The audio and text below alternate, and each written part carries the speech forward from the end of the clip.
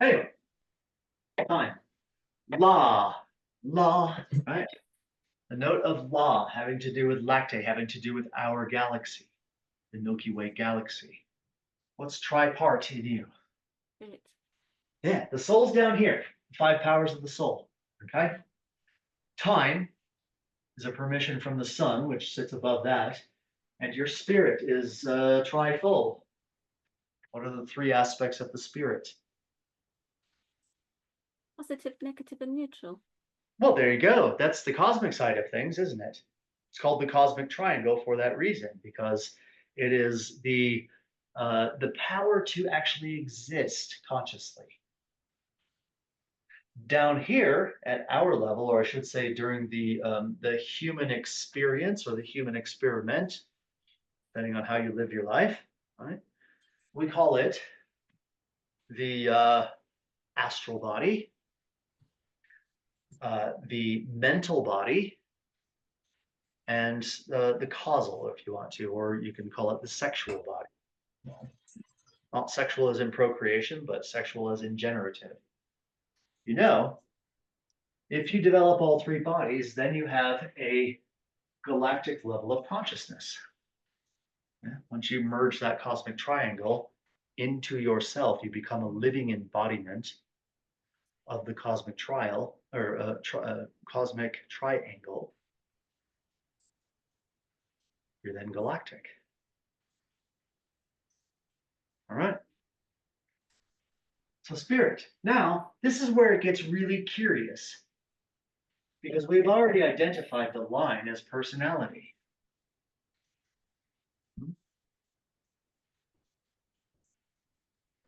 You probably, if you've been through many of these lessons, especially over the last couple of years when we really delved deeply into the personality and essence and those sorts of things, you probably would have thought the personality would be somewhere low on the scale of grandeur, the scale of divinity, maybe.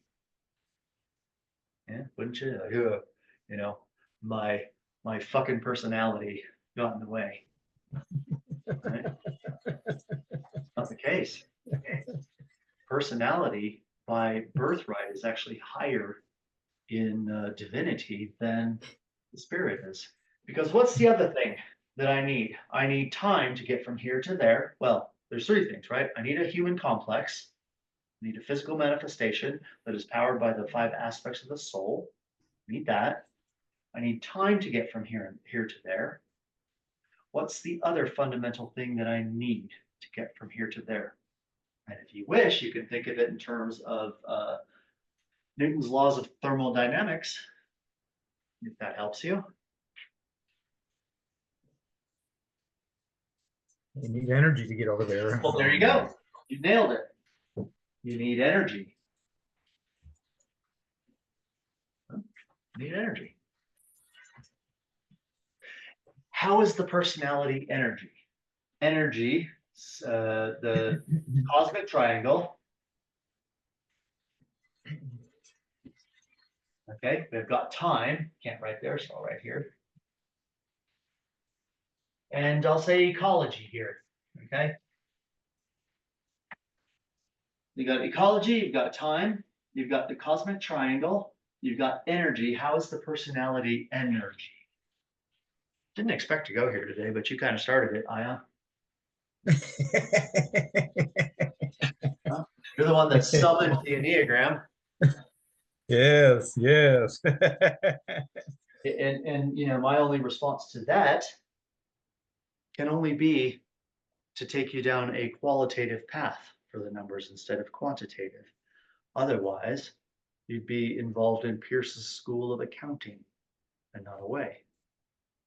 So tell me how personality, how all of these things that get fed to us from the culture, from our education, from our experiences, from our peers, from our parents, from the Encyclopedia Britannica, all of these sorts of things develop your personality. You know, my personality is different than yours. I have different content in there, different opinions, right? How does that feel?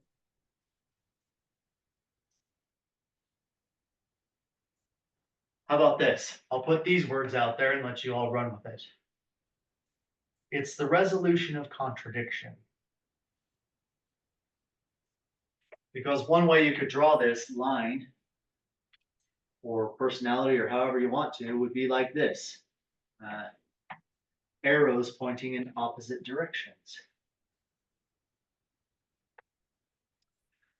Take your hands like this, put them in front of you, just like this. Rub them together. What do you feel in between there? It's heat. Warm. Yeah. Heat. Yeah. You're releasing energy by rubbing one thing against another thing. It's the resolution of opposites that releases energy. And it takes time. It takes the ecology or the complex. It takes time and it takes energy to make a journey. The energy that you get is from the things in your personality that are in conflict with one another. It's conflict inside you that generates the energy. So, for example, right, we have certain practices like if someone pisses you off, you don't express those negative emotions. You'll feel them inside, right? Very angry inside. It's fine, actually. But you don't let that energy out because that is the friction that can cause development, that can cause you to cross the threshold into essence. Yeah.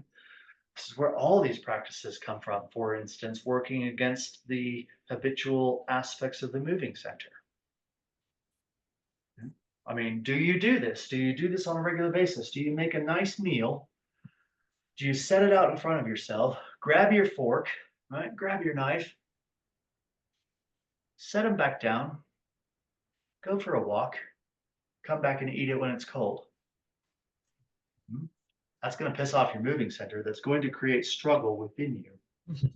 Yes, it Because does. the moving center is going to get pissed off about that, isn't it? It's going to be like, fuck. I thought we were eating. I mean, you got salivary things going on, and it smells good, and all of this sort of stuff. Or you're on a walk, you walk 2 miles, reasonable distance.